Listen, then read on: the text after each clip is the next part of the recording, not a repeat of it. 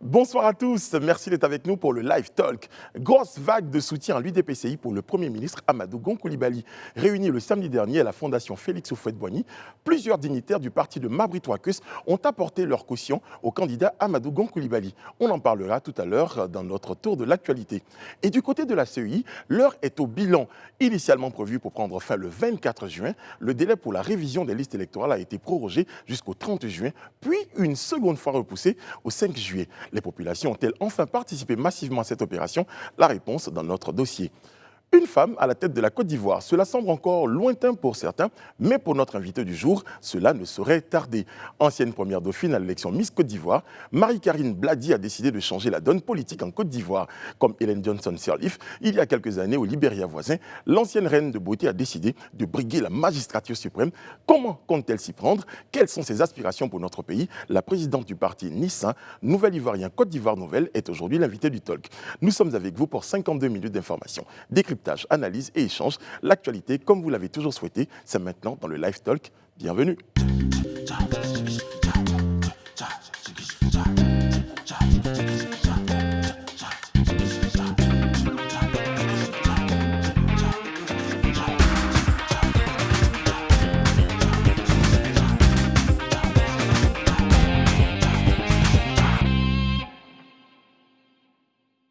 Moi, je suis toujours très heureux quand j'arrive là parce que je me dis, je viendrai et je serai entouré par la meilleure équipe, la The Team. Elle est au grand complet, elle est en forme.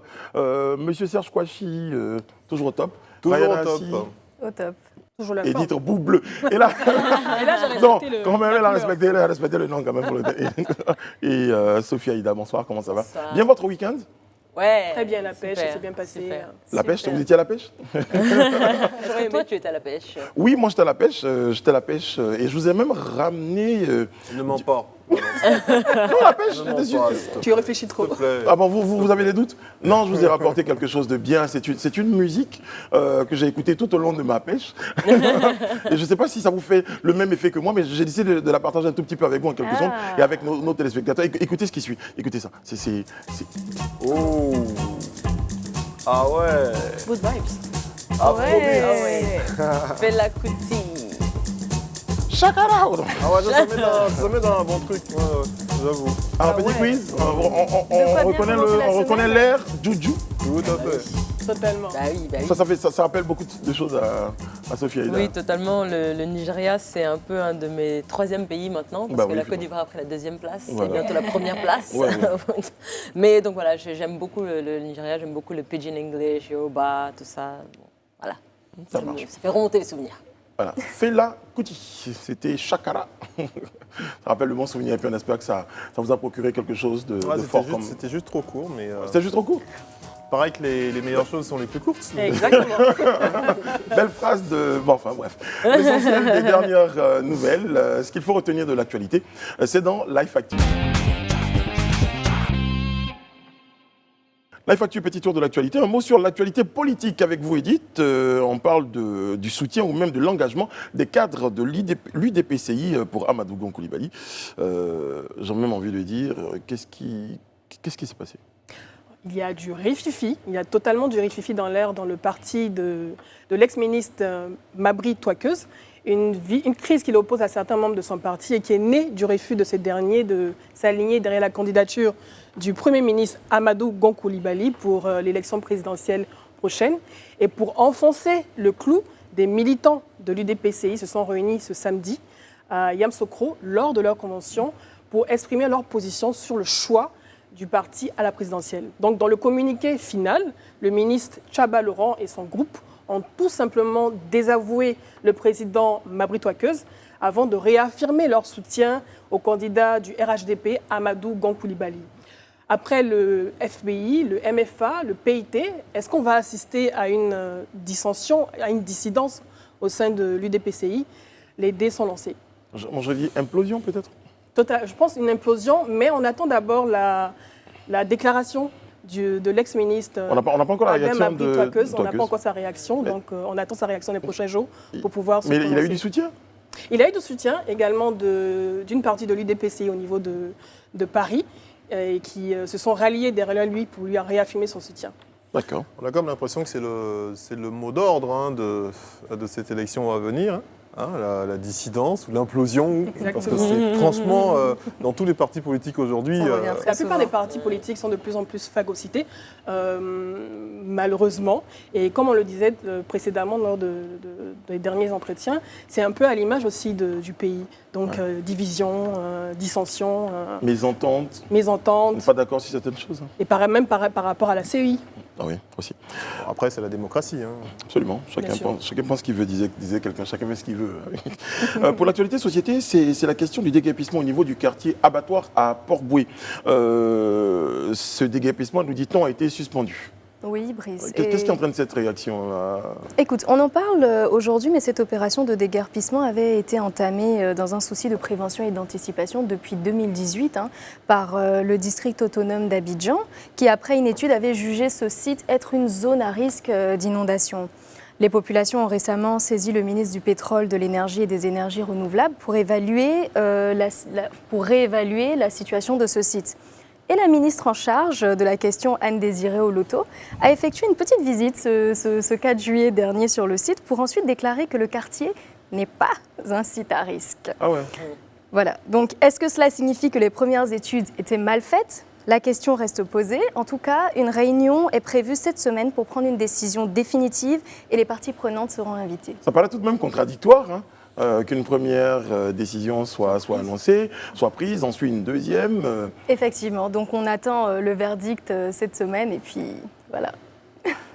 On espère qu'un coup de fil n'a pas été passé. Ah ça. Pourquoi ? On va taire ça. On espère surtout que certaines personnes n'ont pas usé de leur qualité. Non, parce qu'on a dit que ça ne se fera plus, ça se fera plus. Oui, parce que justement, on a dit que ça se fera plus. On a dit que ça ne se fera plus, donc voilà. Welensi, Ryan va suivre le dossier pour nous dire tous les développements que ce dossier-là connaîtra. Tout à fait. Et puis, on va aborder la question de cet album-là qui fait beaucoup de vagues, qui défraie la chronique, qui fait parler de lui en bien ou en moins bien. C'est l'album de Yodé et Siro, l'album est baptisé Héritage. Serge nous en parle. Oui, je vous en parle de cet album-là, Héritage, parce qu'effectivement, il fait un gros buzz. Mais pourquoi il fait autant de vagues? Pourquoi cet album-là fait autant de vagues? On se pose des questions. Alors, je serais tenté de répondre parce qu'il est bon. Ouais. Moi, pour l'avoir écouté, en tout cas, je trouve que c'est un très bel album. Par contre, je ne pense pas que ce soit l'ensemble des titres de Héritage, donc le 6e album de Yodé Siro, qui fasse le buzz. Il n'y en a qu'un, à mon avis, qui a suscité toute cette polémique-là. C'est le titre On dit quoi, d'ailleurs, qu'on peut écouter, même je pense, vite fait, comme on a écouté Fela tout à l'heure, vu qu'en plus c'est d'actualité. Voilà, en Zouglou, ça réussit toujours, sauf que cette fois-ci, on va dire que c'est quand même assez mitigé. Hein, puisque aujourd'hui, les Ivoiriens sont, comme on le disait tout à l'heure, un peu divisés. Et depuis bon nombre d'années, on a une partie pro-LMP, une partie pro-RHDP. Et ces artistes-là, Yodé et Siro, ont très souvent joué sur ça. Faut pas qu'on l'oublie non plus. Hein. Ça fait quand même un peu 12 ans qu'ils ne sont pas revenus avec un album, mais ils ont écumé toutes les scènes de Zouglou. Et pour les avoir vus plusieurs fois, ils avaient un jeu qui était très intéressant souvent. C'était Siro qui prenait le parti du président Alassane Ouattara et Yodé qui prenait le parti du président Laurent Gbagbo. Et donc, ça chauffait la salle des deux côtés, mais tout ce qu'on constatait, c'était au final des Ivoiriens qui s'amusaient et qui vibraient tous ensemble. Donc, est-ce que c'est pas là la mission du groupe Yodé Siro, finalement, de réunir les Ivoiriens? Ils ont compris, en tout cas, cette division-là qui est devenue leur cheval de bataille. C'est pourquoi ils sortent tous ces titres qui sont très tranchants. Mais au final, quand vous écoutez l'album, il n'y a pas que On dit quoi. Il y a le titre éponyme Héritage qui parle de réconciliation. Il y a Asseyons-nous et discutons qui parle également de réconciliation et de paix. Donc pour ma part, c'est un très bel album. D'ailleurs, c'est un amour qui a été rendu à ce groupe-là par les Ivoiriens, puisque en 48 heures, 10 000 CD ont été vendus, ce qui nous fait une petite bagatelle de 50 millions de francs CFA. Et c'est plus de 10 000 CD qui avaient été mis en vente par la maison de distribution, qui est en rupture. Mais le staff me fait dire qu'ils vont finalement approvisionner encore en CD et tout le monde aura son CD. Est-ce que vous parlez tout à l'heure de cet album-là qui réconcilie les Ivoiriens? Est-ce que vous avez vraiment l'impression qu'il réconcilie? Est-ce qu'il ne divise pas plus qu'il ne réconcilie en ce moment? Alors, commercialement, en tout cas, je pense que c'est une très belle réussite déjà pour le groupe. Ouais. Maintenant, de ce qu'on a pu voir sur la toile comme message, on a vu pas mal de messages. Par exemple, moi, j'ai vu sur la toile un Africain, un jeune Camerounais qui disait qu'il faut arrêter de se plaindre, en tout cas quand on est Ivoirien, parce que lui, il considère en écoutant cette chanson-là qu'elle lui parle également et elle parle à son pays. Donc c'est dire que si on voit au-delà de nos problèmes et qu'on pense à l'Afrique de façon générale, on se rendra bien compte que c'est un message qui ne fait que refléter ce que le peuple mais en même temps, il y a des séquences il y a des séquences pour moi qui sont très spécifiques à la Côte d'Ivoire. Je ne suis pas très sûr que dans beaucoup de pays d'Afrique, on saute clôture.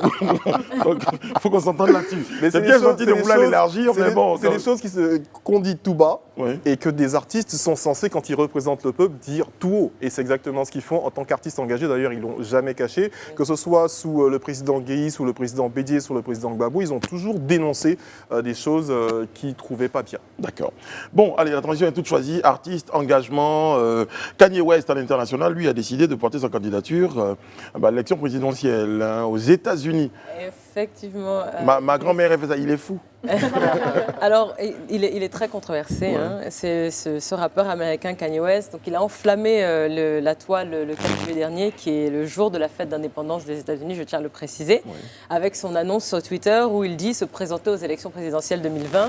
Et puis il dit, je cite, « We must now realize the promise of America by trusting God, unifying our vision, building our future. I am running for president of the United States. Hashtag 2020 Vision. » Donc, je traduis, nous devons maintenant accomplir la promesse de l'Amérique en mettant notre confiance en Dieu, en unifiant nos visions et en construisant notre avenir. Je suis candidat à la présidence des États-Unis. Hashtag 2020 Vision. Alors, il va sans dire que son annonce a fait jaser l'Amérique entière, surtout à cause des combats contre les violences faites aux Noirs et puis le mouvement Black Lives Matter qui continue à grandir. Mais il a reçu le soutien de quelques personnalités et célébrités telles que Elon Musk, le fondateur de Tesla, que je pense que vous connaissez, qui a tweeté « You have my full support », donc tu as tout mon soutien, et puis de rappeurs aussi américains. Mais par contre, tout le monde n'a pas forcément été enchanté donc, par cette nouvelle, notamment l'actrice américaine Octavia Spencer, qui a joué dans le film Self-Made de Netflix. Je ne sais pas si vous... Voilà, ça vous dit quelque chose. Donc elle a tweeté, alors très fâchée, « Too much foolishness today, hashtag sit all the way down ». Donc beaucoup trop de conneries aujourd'hui, hashtag va t'asseoir. Et puis elle a suivi avec « It's obvious that some people live in a bubble, it's about time to burst it. Hashtag 2020 Vision. » Donc c'est vraiment une attaque dirigée à Kanye West à ce moment-là. Donc elle dit c'est évident que certaines personnes vivent dans une bulle, c'est le moment de la faire éclater. Hashtag 2020 Vision. Mais est-ce que ce n'est pas une opération marketing de Kanye West? Alors ça peut être une opération parce marketing. Qu'il a teasé son album dernièrement. Exactement, ce tweet juste après avoir teasé ses fans avec son single qui arrive, mais surtout avec le nom de son nouvel album qui s'appelle God's Country, donc le pays de Dieu. Exactement, mais c'est surtout parce que les gens se disent c'est quand même l'ancien pote de Donald Trump. Voilà. Alors il a encore t'es gentil. Hein. Voilà, c'est-à-dire que c'est récemment qu'il s'est retiré un peu, qu'il a retiré son soutien à Donald Trump, mais on a tous vu ces images-là où il s'est rendu à la Maison Blanche, où il a soutenu la campagne de Donald Trump. Avec la casquette Make America Great Again. Make America Great Again. Mais les deux véritables questions qu'on se pose, c'est déjà premièrement, est-ce que son annonce va aller jusqu'au bout? Parce qu'en 2015, il avait dit qu'il allait se lancer à la présidentielle de 2020. Il s'est rétracté par la suite. Et surtout, est-ce qu'il aura le temps de pouvoir rassembler, une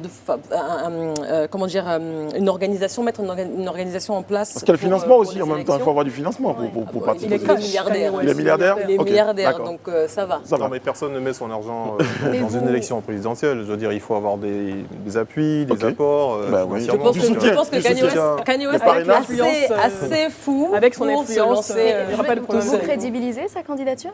Moi, c'est mon gars. Moi, en tout cas, artistiquement, c'est mon gars. Alors, excusez-moi, mais si Donald Trump peut être président des États-Unis, Kanye West peut être président des États-Unis. D'accord. En tout cas, on vous assigne la mission de suivre de très près l'évolution de la candidature de Kanye West. Are you ready for that? I'm so ready. No problem. C'est tout pour l'actualité du jour. En tout cas, place au dossier. Après 2 ans de prorogation, de la date limite pour la révision des listes électorales, la CEI a enfin mis un terme à l'opération. A-t-elle fini par obtenir l'adhésion du public? Pour le savoir, ouvrons ensemble notre dossier du jour. Cocody, groupe scolaire de Plateau Nord. Dans ce bureau de révision des listes électorales, les populations ne sont pas en grand nombre. Les retardataires ont profité de la période de prolongement pour s'inscrire et se faire enrôler sur le listing électoral. Le peu d'affluence des derniers jours a mis un coup de pression aux agents recenseurs. Les Ivoiriens attendent toujours la dernière minute, donc c'est à la veille même du prolongement que les gens commencent à venir beaucoup. Les gens viennent, on doit les servir, même s'ils viennent nombreux, on est obligé de faire avec. Souvent on ne prend pas de pause, on doit satisfaire tout le monde avant de partir. Pour y aller plus rapidement, les agents misent sur la rapidité dans le traitement. En témoignent les récipiendaires. Quand je suis venue, on s'enrôle là. Automatiquement, ils m'ont pris parce que je ne me sens pas bien. Ils se sont occupés de moi. Ils ont pris ma carte d'identité, ils ont révisé, ils ont dit que mon nom est sur la liste, réellement. Donc vraiment, je suis très contente. Et quand on leur demande pourquoi ils attendent la dernière minute pour se rendre au bureau de révision, chacun avance sa raison. J'avais un souci de santé.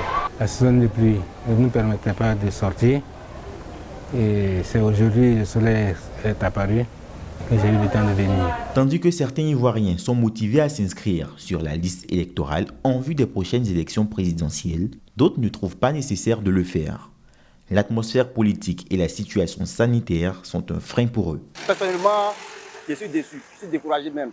Voilà, parce qu'en tant qu'un Ivoirien digne de chez lui-même, et puis il vit une vie de misère, de misérable là.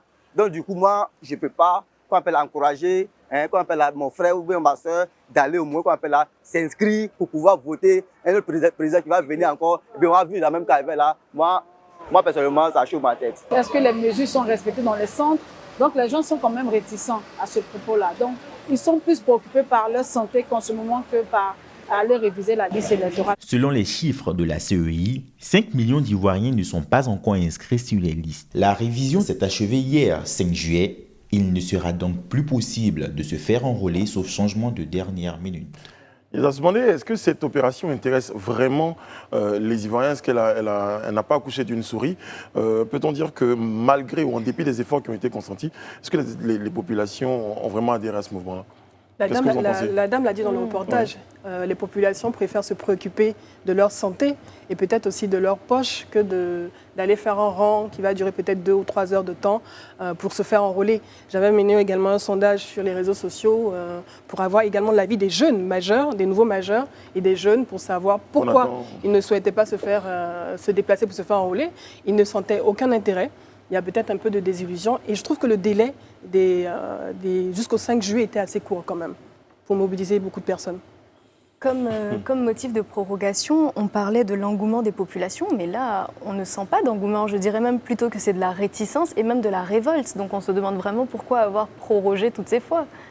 La révolte, c'est un bien grand mot quand même. Je dirais réticence avec beaucoup plus de... Le monsieur était révolté. Il a dit ça chaud à tête.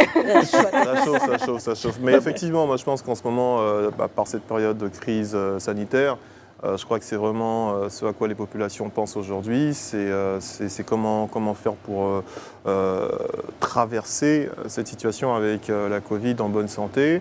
D'autant plus qu'on sait qu'on a quand même quelques soucis au niveau de nos hôpitaux et de comment cette crise est gérée. Donc, parler aujourd'hui d'aller s'enrôler pour aller voter, alors qu'à la base, il y aurait eu à avoir un gros travail de sensibilisation, surtout auprès de ces nouveaux majeurs-là. Je pense que ce qui s'est passé... On aille au-delà du 5 juillet, je pense. Ce qui s'est passé surtout avec la Covid-19, c'est qu'elle a pris beaucoup de place. Et donc, quand il y a beaucoup d'annonces, il y a beaucoup de messages de sensibilisation par rapport à la maladie, donc qui cachent un peu ou qui recouvrent un peu les stratégies de communication que la CEI a mis en place, je pense, pour les nouveaux majeurs. Donc aujourd'hui, on a entendu, les gens préfèrent se protéger. Non, je souris juste parce que je vois Sophia Ida qui défend bien l'idée de non, il y a le message de Covid, donc le message est un peu noyé. Je te promets que si on dit tout de suite, on donne 30 000 francs à tout le monde à la CEI, tu verras que le message... En tout cas, il y a une très d'engouement et l'échéance, l'enrôlement est arrivé à terme ce dimanche 5 juillet. Je suis curieuse en tout cas de savoir quels sont finalement les chiffres consolidé Exactement. en termes de personnes enrôlées. Et il faudrait peut-être penser à proroger encore plus Vraiment, la mais date c'est pour permettre au ce qu'on disait. maximum de pouvoir se Là, faire. il va faire le point et puis... Moi, je m'y attends. Hein. Moi, je m'y Voilà. attends. Très franchement, je m'y attends. Ouais. D'accord. En tout cas, qui va suivre de près ce dossier-là? Parce que j'ai décidé ce matin, ce Moi, soir. tu peux compter sur moi. Voilà, Edith, Et puis je vais l'appuyer. vous allez l'appuyer, ça pas de problème. Je sens de l'engouement Oui, sur le on est plateau. prêt, on est Elles prêt à sont là, rentrer elles dans bouillonnent. le débat. Réna, pensez que la Côte d'Ivoire est prête à accueillir une femme à la présidence de la République? Alors pour répondre à cette question, moi j'aimerais qu'on analyse ensemble deux volets. On a des réalités très différentes sur le plan du gouvernement et de la population. Alors le gouvernement va dire oui. Pourquoi? Parce que depuis quelques années, le gouvernement encourage vivement les candidatures féminines, notamment par l'adoption de lois relatives à la représentativité de la femme dans les assemblées élues. Ces lois datent de 2019, dont la première impose pour les scrutins un quota minimum de 30% de femmes sur le nombre de candidats présentés. Et pour la deuxième loi, il s'agit du financement public supplémentaire qui est accordé aux partis ou aux groupements politiques dont la liste atteint au minimum 50% de femmes candidates. Vous savez, la Côte d'Ivoire n'a pas fait partie des 9 pays africains listés parmi les 30 pays qui respectaient la parité dans leur Parlement. Le gouvernement donc met l'accent particulier Oui. justement sur la promotion de la parité, exactement. Par contre, pour la population, il y a encore une sensibilisation qui doit se faire parce qu'on l'a vu dans les présidences dernières, on a eu des candidates, mais celles-ci ne s'en sont pas sorties avec plus de 1%. On peut citer en 2010 Jacqueline Hoble qui s'en est sortie avec 0,27%, ce qui est vraiment très peu. En 2015, 2 candidates s'étaient prêtées au jeu, Kwangwa Jacqueline Claire et Henriette Lagou, qui ont respectivement obtenu les suffrages de 0,40%. Et 0,89%. On va dire que ça augmente crescendo, mais vraiment à tout petit pas. On va même dire que ça augmente crescendo, mais c'est complexe. Donc malgré complexe. les efforts du gouvernement à ce niveau qui encourage vivement, la population, je pense, a encore besoin de sensibilisation et a encore besoin d'intégrer ce principe. Oui. Est-ce que c'est pas un peu culturel, j'ai envie de dire, aujourd'hui, dans la tête de certaines personnes, d'imaginer qu'une femme peut pas être... c'est-à-dire, une femme peut pas me commander. On a déjà entendu cette phrase-là. Donc, du coup, peut-être dans les raisons, Edith, on va en parler avec vous. Oui, c'est vrai que c'est structurel. On vit dans des sociétés qui sont à majorité patriarcale et dans lesquelles les femmes jouent le rôle de support domestique au sein des familles. Elles sont considérées comme les gardiennes en griffe du temple, de la maison. Et il y a également aussi beaucoup comment je pourrais dire, d'ignorance, mais surtout de la violence aussi, surtout quand une femme s'engage en politique. Et c'est peut-être ça qui fait peur à des prétendantes aux élections, de se confronter, surtout aux élections à la politique, de se confronter à cette violence verbale. On l'a vu dernièrement avec le cas de la députée, de l'honorable députée Yasmina Ouénia, qui a vu le mur de son parti Vox Populi vandalisé par des inscriptions, on va dire, barbares. Et ça, c'est peut-être juste la partie visible de l'iceberg. Les femmes sont beaucoup agressées, surtout lorsqu'elles rentrent dans le jeu politique. Et c'est pour ça que souvent, on les cantonne à des rôles, en tout cas dans les ministères, aux postes ministériels, au niveau du ministère de la Femme ou au niveau du ministère de la Salubrité, mais rarement au niveau... Mais il y a eu des ministères de la Communication aussi. Oui, mais c'est rare. Il y a eu des ministères de la Tu penses Communication. que ça a des connotations? Ça a un lien? C'est peut-être un lien, mais c'est peut-être fait peut-être inconsciemment. Ouais. Peut-être qu'on ne se rend pas compte, en fait. Moi, je suis d'accord avec Edith sur le point de la peur. Parce que je pense qu'il y a 2 challenges réellement que ces femmes qui sont en face de ces femmes-là. Il y a un manque de représentativité et puis il y a un manque d'audace. Je dis ça parce que, juste pour vous donner en fait un peu un big picture, comme on dit, la représentativité des femmes dans le paysage politique ivoirien est quasiment invisible. Elles n'ont pas vu beaucoup de femmes Quasiment se présenter, invisible. donc du coup, peut-être que ça ne crée pas en elles le déclic. Oui, pour parce qu'elles que aillent, quand on regarde des élections régionales, par exemple, de 2018, on a 520 femmes candidates contre 3431 hommes, donc soit juste 13% de femmes qui se sont présentées. On a une femme seulement aujourd'hui qui préside un conseil régional sur 31 conseils au total, donc soit juste 33%. Ensuite, les élections municipales de 2018, c'est pareil, 4185 femmes, contre 18 507 hommes. C'est aberrant. Et on a juste 10 femmes maires sur 197 au total. Et puis quand on regarde l'Assemblée nationale, 27 femmes sur 255 sièges uniquement. Et puis la Côte d'Ivoire ne compte que 8 femmes au gouvernement sur 49. C'est fou, surtout comme par rapport à ce que disait Rihanna tout à l'heure. Rihanna, tu lui ressembles un peu aujourd'hui. Par rapport à ce que disait Rihanna tout à l'heure, c'est que l'État a mis en place des quotas pour encourager justement ces femmes-là à se présenter, mais on a toujours ces chiffres extrêmement bas. Et il faut que les femmes elles-mêmes aient envie. Pour répondre à ta question, est-ce que la Côte d'Ivoire est prête à accueillir une femme à la présidence de la République? La Côte d'Ivoire le sera quand les femmes, quand la gente féminine elle-même sera prête à embrasser cela. Bon, j'ai M. Serge Kouachi qui arrive. Le seul homme. Non, excuse-moi, pas le seul. Et moi. Ouais, c'est pour ça que je me tais, je sais que je suis en minorité ce soir. Donc Ouais, si avec nous Brice, sommes dans tous les cas. Alors justement, double. Est-ce que vous êtes prêt en tant qu'homme, moi je personnalise la question, Serge Kouachi, est-ce que vous êtes prêt en tant qu'homme à accepter qu'une femme préside aux destinées de ce pays-là? Alors, moi, j'ai aucun souci avec le fait qu'une femme soit présidente de la Côte d'Ivoire. Et je pense, après avoir écouté tout ce que vous avez envoyé comme argument, il y a du vrai et il y a des choses qui ne me parlent pas forcément. Parce que, je veux dire, c'est peut-être parce que justement les femmes n'y croient pas vraiment à un moment. Parce que je ne pense pas qu'un homme, dans son foyer, ait interdit à sa femme peut-être d'aller se présenter. Il y a le poids de la société totalement, okay. Ça existe. D'accord, ça existe, c'est vrai. Mais vous savez qu'en politique, il ne s'agit pas d'être prêt ou pas prêt. Il s'agit d'avoir une bonne équipe, il s'agit de faire une bonne campagne, il s'agit de parler aux gens, à vos électeurs, d'avoir une énorme bon confiance en programme. soi, un leadership. Oui, bien sûr, mais tu ne te lances pas en politique si tu n'as pas d'audace, si tu n'as pas un bien minimum de charisme. Mais quand vous avez un bon programme, vous avez une bonne campagne, il n'y a pas de raison pour que vous ne puissiez pas faire de bons résultats. Donc, pour ce qui est d'être prêt, je ne pense pas que ce soit forcément la question, mais personnellement, ça ne me dérangerait pas.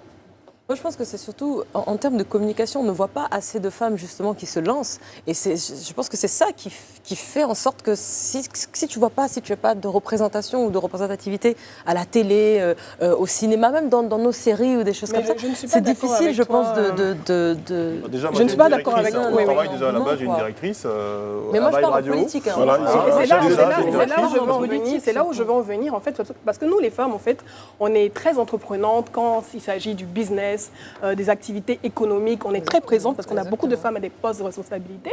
Mais quand il s'agit de s'engager sur le jeu politique, on est hésitante, on manque de confiance en nous, alors que la politique a un lien étroit également avec l'économie. Et c'est là où on devrait nous voir, parce que s'il n'y a pas des femmes à ces postes de responsabilité, ces femmes leaders qui s'affirment toujours, oui, je suis entreprenante, je m'affirme et tout dans mon business, mais on ne pourra pas encourager les jeunes filles qui viennent. Je sens un vent, mesdames, je sens un vent de... Oui, mais... voilà, Mais ça fait au moins plaisir, pour une fois, il ne nous a pas accusés. Oui, mais sensibilisation je pense que le problème est vraiment... Il faut qu'on se lève. Je savais que ça allait venir. C'est vraiment un problème féminin. Edith parle de l'engagement des femmes à accéder à des postes de responsabilité, mais il faut se rappeler que c'est depuis seulement quelques années que ça a été promu. C'est depuis seulement quelques années que les femmes elles-mêmes se sont réveillées sur ce phénomène. Donc peut-être que ça va suivre, parce que vous savez que le terrain politique... Non mais dites pas ça comme ça. Il y a des femmes qui étaient engagées, il y a des marches de Bassam, c'est des femmes qui conduisaient ces choses-là. Non, c'était très avant-gardiste aussi pour l'époque. C'est ça. C'est seulement depuis quelques années que même les entreprises, même les dirigeants des entreprises ont su intégrer la parité du genre dans leur gestion, dans leur management. Voilà. Donc je pense que ce volet va suivre. Comme le disait Sophie, il faut de l'audace, mais en même temps, ça fait peur un peu les raisons qu'évoquait Edith. Voilà, la violence et tout ça. On se dit finalement, pourquoi aller chercher des soucis? Mais moi, ce que j'ai envie de dire, c'est que c'est possible. Parce qu'on a vu d'autres pays africains, par exemple, qui ont élu des présidents femmes, notamment le Libéria jusqu'à encore 2018, et puis aujourd'hui l'Éthiopie. Donc avec Saleh Work Zewde, donc qui est aujourd'hui la présidente de l'Éthiopie, qui a été élue à l'unanimité. Voilà, donc c'est possible. En même temps, c'est la population qui vote. C'est à la population de choisir. Donc c'est la population qui devrait être sensibilisée sur la question. Mais la population doit pouvoir voir plus de candidats, de Je pense pouvoir que entendre plus de programmes, de pouvoir rencontrer les choses plus de évoluent, femmes on vit dans sur un le monde terrain. qui est beaucoup plus connecté, avec une population Mesdames, qui est composée à sortez-nous de bons 67% programmes, jeunes. faites de Donc, bonnes les choses, campagnes, on vous commencent à votera. évoluer. Notre invitée du jour sera peut-être et bientôt la première femme présidente de Côte d'Ivoire, première dauphine, première dauphine du concours Miss Côte d'Ivoire en 2002. Elle décide 18 ans plus tard de se lancer en politique et de briguer la magistrature suprême de notre pays. À la tête du NISA, le parti Nouvel Ivoirien Côte d'Ivoire Nouvelle, elle accuse le président Alassane Ouattara d'être à l'origine de la fracture sociale. Quel est son projet pour la Côte d'Ivoire? Quel est son programme de gouvernement? Marie-Karine Blady est notre invitée du jour. Bonsoir Marie-Karine Blady. Et bonsoir à vous et merci. Bonsoir. Merci de m'avoir invité. Je suis très honorée. En tout cas, ça nous fait plaisir de vous avoir sur le plateau du Talk. Vous avez certainement suivi la première partie de l'émission. Donc, vous avez juste à votre gauche Rayana Assi, en face de vous Edith Broubleu. Et puis, il y a Sophie Aïda. Bon, Serge, je l'ai gardé juste quelque part à côté de moi. Il va apparaître, selon jamais, au cours de ce débat. Marie-Karine Blady, vous briguez, en tout cas, vous avez décidé de briguer cette magistrature suprême. La première question, c'est à quel moment qu'est-ce qui a créé ce déclic-là? À quel moment vous avez décidé? Est-ce que c'est parce que vous avez une révélation? Est-ce que vous avez regardé aujourd'hui votre parcours en vous disant « je peux apporter quelque chose aux Ivoiriens » Comment s'est créé ce déclic-là pour aboutir à cette candidature annoncée? Merci, c'est une très belle question. Alors, il faudrait savoir que le Nissin est un parti divin. Alors, entendons par parti divin un parti fondé sur la foi et les principes bibliques. Alors, l'appel en politique s'est fait de façon divine également, par révélation divine. Et je pense que si Dieu a porté son regard sur Marie, qui était vierge et qui a donné naissance au Messie, ce n'était pas parce qu'elle était la seule vierge d'Israël, mais c'est par pure volonté et par choix de Dieu. Voilà, parce que Marie incarnait des vertus qui étaient conformes au désir et à la volonté de Dieu. Alors moi, je pense plutôt, me concernant, c'est plutôt mon côté justicier. Depuis ma tendre enfance, j'ai toujours été celle-là qui avait l'intention et toujours la volonté d'établir le droit, la justice, la rigueur dans la société, dans la famille. Et par la suite, la connaissance biblique des principes divins, parce que je crois aujourd'hui qu'aucune vie ne peut être meilleure sans la connaissance divine, des principes divins appliqués au quotidien.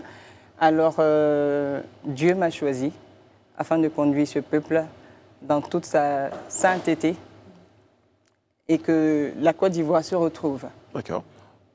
Mais on en a parlé dans le petit débat et au vu des faibles résultats obtenus par les candidates aux dernières élections présidentielles, en dehors de ce caractère divin, sur quoi concrètement est-ce que vous vous appuyez pour inverser ce score? Parce qu'on s'en rappelle, elles n'ont pas passé la barre des 1%. Mais justement, vous mélangez les situations et les personnes. Moi, je vous parle de l'aspect divin. Sinon, j'allais dire l'aspect divin, vous me demandez en dehors de l'aspect divin. Mais c'est le principal, c'est le fondement. Alors, moi, je viens en politique. Oui. Je viens en politique de façon divine, sous un appel divin. Mais justement, parce que, divinement parlant, Dieu a voulu et l'a choisi afin que la Côte d'Ivoire change d'image, de visage et d'aspect dans son quotidien. Oui, Marie-Karine Blady, lorsqu'on vous écoute... Voilà, moi je veux gagner les élections. Bien sûr. Donc je ne suis pas comme les autres. Lorsqu'on vous entend, lorsqu'on vous lit, on entend régulièrement le mot divin, chrétienté, religion. Est-ce que vous visez uniquement l'électorat chrétien? Mais c'est Dieu qui a créé l'homme. Donc la religion, elle n'a pas de sexe, elle n'a pas de groupe de personnes. La religion, c'est tout le monde. Est-ce que vous pensez que les Ivoiriens, cela fait partie des véritables préoccupations actuelles des Ivoiriens qui vous écoutent? Mais les Ivoiriens sont créés par Dieu. Est-ce que vous pensez qu'un homme pourrait savoir ce qu'il désire sans savoir ce que désire Dieu de sa personne? Parce que ce que je vous fais savoir, c'est que quand un homme il naît pour un but, comprenez? Et quand cet homme ne s'approche pas de la personne, sinon j'allais dire de l'entité qu'il a créée, il s'écarte du but pour lequel il est créé.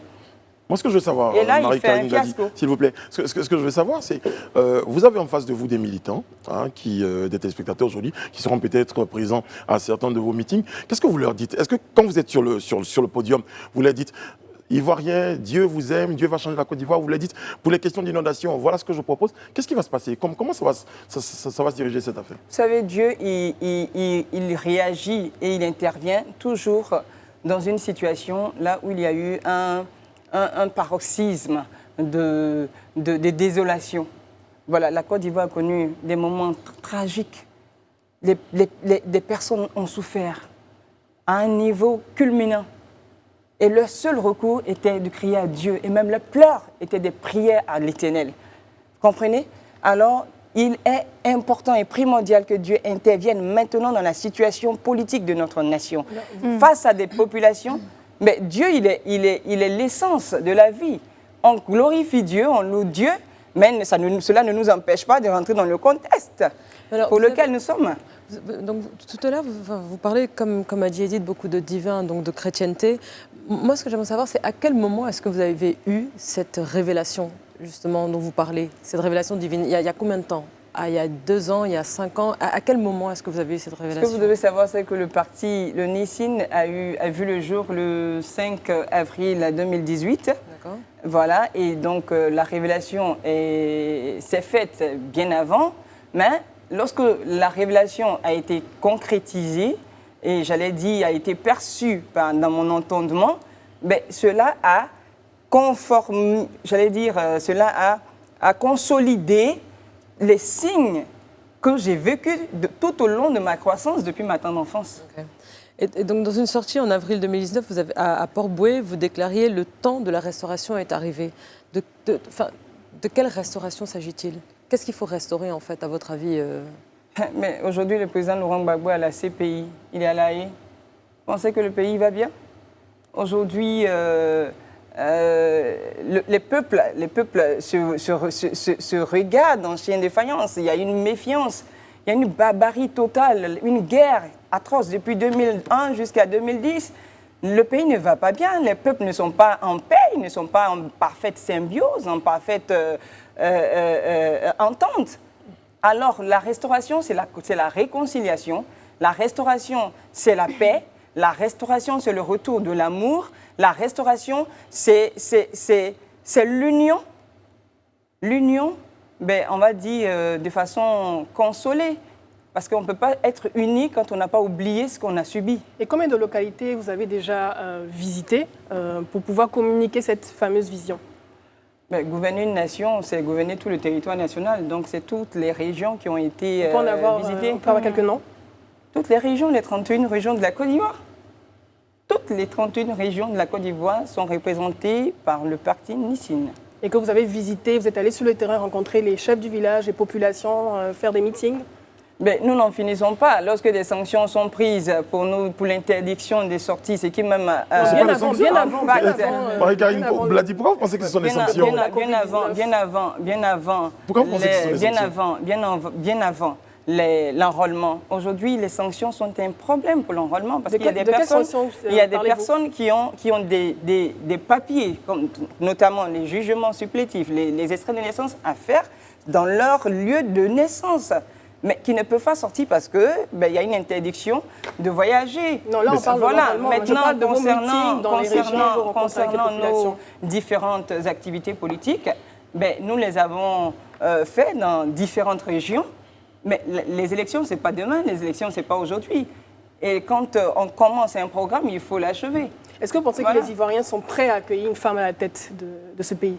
Mais moi, je pense que le jour où les Ivoiriens apprendront à comprendre la vie sur le plan spirituel, j'allais dire de l'esprit, ils arrêteront la limite physique qui limite non seulement la prospérité et le développement.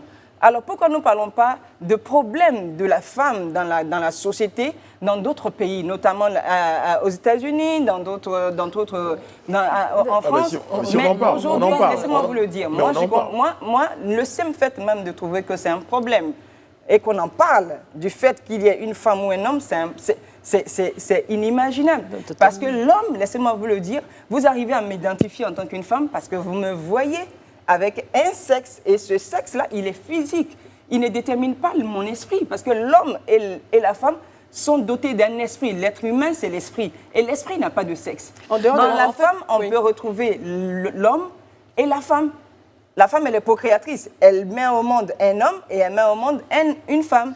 L'homme également a les deux sexes en lui. Mais la nature humaine est dotée de l'esprit. Quand on sera consacré à l'esprit, on vous a bien compris, quand on sera consacré à l'esprit, on fera de grandes choses. D'accord. Parce que dans la société, c'est l'esprit qui agit, c'est pas le physique. Tout à fait. Alors, on va passer sur un autre sujet, parce que là, c'est profond, on peut aller très loin, on peut parler pendant longtemps. À la présidence de 2015, à la question sur l'éradication de la corruption, une candidate répondait « c'est complexe ». Si la question vous est posée aujourd'hui, quelle est votre proposition? De la corruption? Lutter contre la corruption. Mais d'où trouve la source de cette corruption? La source de la corruption se trouve dans la pauvreté caractérisée que vivent nos populations. Okay. L'absence de corruption, c'est la dignité. La dignité de soi, la dignité, la considération de son être, de sa personnalité, de son identité. Mais comment est-ce que vous comptez inculquer ça? Une personne qui se laisse corrompre, c'est bien parce qu'elle a un vide, un déficit. Voilà. Aujourd'hui, la corruption, la raison de la corruption en Afrique, c'est là, le taux de pauvreté qui est trop élevé. Et puis le manque d'éducation. Ça, ce sont des constats, voilà. Marie-Karine l'a dit. Bon, qu'est-ce que vous comptez apporter? Comment vous comptez régler ça? Vous comptez régler ce Mais si je vous dis que le problème de la corruption, c'est la pauvreté, c'est qu'il faut remédier aux revenus économiques de la population. Justement, mais comment? Voilà. Ce sont des stratégies qui sont mises en place, qui font partie de notre projet de société. La campagne n'est pas encore lancée. Donc, permettez que je la taise. De façon très pratique, il y a eu la question des inondations. Marie-Karine l'a dit, la question des inondations. Vous avez suivi, comme tous les Ivoiriens, cette situation-là. Elle est très sociale. Et vous êtes dit, au niveau du NICIN, si nous étions au pouvoir, qu'est-ce qu'on pourrait apporter à ces populations? Qu'est-ce que vous auriez pu apporter à ces populations? Non, mais il ne faut pas mettre la charrue avant les bœufs. S'il y a l'inondation aujourd'hui, c'est parce qu'il n'y a pas eu de prévention. Il n'y a pas eu de prévention. Voilà, on ne parle pas d'inondation quand il pleut. Mais c'est pas quand il pleut. Vous serez peut-être au pouvoir quand vous allez arriver. Qu'est-ce que vous allez faire pour le que ça arrive? Nous serons au pouvoir. Aujourd'hui, nous constatons tous les dégâts que cela cause. Voilà. Il suffit, nous avons pris attache avec des experts urbanistes afin de pouvoir remédier à cela. Parce que l'inondation aujourd'hui trouve sa source dans le simple fait des constructions anarchiques, des dons de permis de construire qui ne sont pas vraiment soutenus par une expertise faite au préalable. Voilà, des terrains qui sont vendus juste par volonté pécuniaire sans même rechercher à savoir si ce sont des sites qui, géographiquement parlant, ne comportent pas de risques. Notre invitée sur le plateau du talk s'appelle Marie-Karine Blady. Elle est candidate, en tout cas déclarée, à l'élection présidentielle de 2020. Rayana Assi a une question pour vous. Alors, la motivation, c'est la révélation divine et c'est tout le plan spirituel. Mais aujourd'hui, l'électorat a besoin de quelque chose de concret. Qu'est-ce que vous réalisez de concret pour gagner le cœur de cet électorat? Qu'est-ce que j'ai besoin de réaliser de concret? Qu'est-ce que vous avez surtout déjà réalisé en termes de développement dans les régions que vous avez visitées, les populations que vous avez rencontrées? Comment est-ce que vous comptez gagner le cœur des électeurs? Gagner le cœur des électeurs, je l'ai déjà. Donc ça, c'est déjà un pas en avant. Comment vous faites ça? Ce que je voudrais vous dire, c'est que sur le plan social, ce qui est en dehors du parti et de mon régime, on m'a dit, politique, je suis présidente d'une fondation, voilà, qui œuvre qui agit dans les œuvres caritatives. Donc nous portons des actions dans le souci d'éradiquer la pauvreté. Mais attendez, un président, c'est celui qui vient pour régler les situations. Il ne les règle pas avant d'être président. Alors, Madame la Présidente, vous dites, et je cite, « Toutes les alliances des hommes politiques en Côte d'Ivoire ont échoué et ont conduit les Ivoiriens dans la tourmente. La seule vraie alliance qui sauvera la Côte d'Ivoire, c'est celle qui sera scellée dans le respect des principes divins qui sont l'amour de son prochain, la paix, la cohésion sociale et la vraie réconciliation. » est-ce que vous pensez sérieusement aujourd'hui que les hommes politiques nous ont de tout temps servi du faux? Est-ce qu'en tout temps, est-ce que tous ces hommes qui sont passés avant vous nous ont servi du faux? Ils sont tous des menteurs.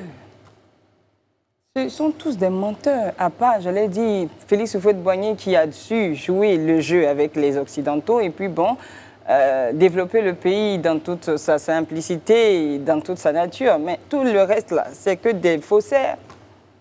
Que des faussaires. On est fatigués, nous sommes fatigués. Sur la base de quoi vous dites ça? Oh, vous savez, j'ai fait un meeting à Yamoussoukro. Oui. Et après, à la fin du meeting, la population de Yamoussoukro s'est approchée de moi et m'a dit, vous savez pourquoi nous allons vous élire? Je dis non. Parce que dans votre discours, vous ne nous avez fait aucune promesse. Ah, mais ça m'a même fait réaliser que je n'avais pas fait de promesses. En même temps, je disais, vous avez fait un meeting en leur disant quoi? Vous leur avez parlé de la grâce de Dieu? Vous avez fait un meeting sans nous faire de promesses. Parce que les promesses, nous en sommes fatigués. Des promesses qui sont données avant les élections et après le sac, enfin après l'élection, après la victoire, ce sont des promesses qui sont oubliées. Mais moi, je suis allée pour rappeler à leur conscience. Je suis allée à Yamoussoukro pour leur dire de ne plus commettre la même erreur qu'ils ont commis des années passées. Parce que quelle est la méthode des politiciens? En Côte d'Ivoire, nous la connaissons. Avant les élections, c'est beaucoup de dons, beaucoup d'argent pour corrompre justement les mœurs de ces personnes. Et puis une fois au pouvoir, elles les oublient. Moi, je leur ai dit, je ne vous donnerai pas un centime. Parce que si je vous donne un centime au pouvoir, je ne me sentirai pas redevable parce que je vous aurais déjà acheté. Mais je viens pour vous conscientiser, je viens pour appeler à votre conscience afin que vous m'élisez et au pouvoir, je vous revaudrai cela. Mais justement, donc vous parlez d'appel à cette conscience. Est-ce que vous ne pensez pas qu'il y a un travail à faire pour toute cette population, justement, à les éduquer? Et est-ce que le temps que vous avez entre maintenant et les élections en octobre est assez pour justement éduquer cette population, ces mentalités, pour qu'ils puissent adhérer ou comprendre même votre vision? Mais moi, on va peut-être vous inviter pendant nos activités politiques, comme ça vous saurez que nous sommes très, très, très, j'allais dire, représentés sur le terrain. Voilà. Et justement, vous avez parlé d'un point qui est très, très, très élémentaire, très important, c'est l'éducation nationale. La Côte d'Ivoire a besoin d'une éducation nationale. Les Ivoiriens ont besoin d'une éducation nationale. Nous avons besoin d'une identité qui nous est propre. Voilà. Notez. En tout cas, Marie-Karine Blady, pour la suite, c'est l'heure des questions sans joker. 5 questions, 5 réponses, sans aucune possibilité de vous défiler. Je vais dire ça comme ça pour être gentil. Est-ce que vous êtes prête, Marie-Karine Blady? Toujours. Jingle. Vous déclariez qu'Alassane Ouattara était à l'origine de la fracture sociale en Côte d'Ivoire. C'est un constat, vous le dites sur la base de quoi? Vous n'êtes pas ivoirien? Pardon? Vous n'êtes pas ivoirien? Si, pourquoi? Vous n'avez pas vu la méthode gouvernementale de ce régime? Marie-Karine, c'est nous qui posons les questions sur ce plateau. Depuis, c'est un dialogue, c'est pas un monologue. Si, non, mais nous, c'est une interview, Marie-Karine. C'est un dialogue. C'est une interview. C'est un dialogue. Alors, depuis 2001 jusqu'à 2010, là où nous avons eu un peu de repos de ces obus, vous n'étiez pas en Côte d'Ivoire? Je ne sais pas, on ne va pas passer tout notre temps à se poser des questions. Vous n'avez pas répondu à la question. Mais non, je vous réponds. Ma réponse, ma riposte, la réponse se trouve dans ma riposte. Il faut la comprendre. Prochaine question. Marie-Karine Blady, première dauphine Miss Côte d'Ivoire 2002, puis chantre de l'éternelle Queen Mary Davison, candidate à la présidentielle de 2020. Madame Côte d'Ivoire, en 2009. Madame Côte d'Ivoire, okay. Miss Monde au Vietnam. Voilà. Bien sûr. Qu'est-ce qui justifie cette trajectoire? C'est-à-dire? Pourquoi de ce parcours de Miss, de reine de beauté, vous faites la translation, prenez cette trajectoire, en fait, cette transition? Je ne pense pas que l'un soit... Non, on veut juste vous écouter, en fait, comprendre ce parcours. Vous savez, je vous ai dit tout à l'heure, quand un homme vit, il a un plan qui lui a été prédestiné par Dieu. Alors moi, je pense qu'être belle et avoir été sacrée Miss à plusieurs concours, c'est une grâce divine. Mais en même temps, je ne peux pas enlever mon visage et puis me donner un nouveau visage. On ne vous reproche pas votre beauté. Merci, parce que pour un beau pays, il faut une belle femme. D'accord. Donc, tant mieux. J'ai Rihanna pour la dernière question, malheureusement. Oui, on l'a bien compris, vous vous engagez. On avait promis 5, hein. Je tiens à m'excuser auprès des téléspectateurs. On avait promis 5, mais il y a du sujet sur le plateau. Alors, vous vous engagez dans cette course présidentielle avec un projet d'ordre divin. Mais c'est un environnement qui requiert de la laïcité. Vous ne pensez pas avoir déjà perdu sur ce plan ? Je vous ai dit tout à l'heure qu'un homme est créé par Dieu. Ça, je l'ai dit. Voilà. On l'a bien Ah, donc, là où la lumière est, il y a aussi les ténèbres. N'oubliez pas que là où il y a de la lumière, il y a aussi des ténèbres. Nous savons qu'il y a des non-croyants, nous savons qu'il y a des chrétiens, il y a des musulmans, mais n'empêche que Dieu est l'être suprême et il domine. Alors, j'ai gagné d'avance. Vous ne vous sentez pas en train d'enfreindre à cette règle de laïcité ? Je ne suis pas à enfreindre à aucune règle, parce que je sais que le monde est créé par Dieu et que tout le monde se tourne vers Dieu quand il y a un problème. C'est quand il y a un problème qu'on reconnaît l'existence de Dieu. Quand tout va bien, ben, il n'y a pas de considération de la présence divine. Mais Dieu reste fidèle parce qu'il est auprès de nous. Mais attendez, notre projet de gouvernement est conforme aux besoins du terrain. Ok. Voilà. D'accord. C'est bien noté. Rihanna, On le lui accorde. Marie-Carine Blady, quelle est la femme politique ivoirienne qui vous inspire? La femme politique ivoirienne. Vous savez des Qu'elle soit modèles, vivante des ou références pas. en Côte d'Ivoire? Si vous aviez dit sur le monde entier, bon, enfin sur le plan international, je vous aurais donné On vous l'accorde dans quelques secondes, Marie. En Côte d'Ivoire, moi, ce que je voudrais d'abord, c'est que les Ivoiriens acceptent une personne qui craigne Dieu à la tête de cette nation. Voilà. D'accord. S'il y a eu, avant mon arrivée, des personnes et des femmes qui craignaient Dieu et qui criaient haut et fort l'existence de Dieu et la réforme par la voie divine, en ce moment-là, elles auraient été un modèle pour moi. D'accord, c'est bien noté. Merci beaucoup Marie-Carine Blady. Je rappelle que vous avez annoncé votre candidature à l'élection présidentielle pour 2020.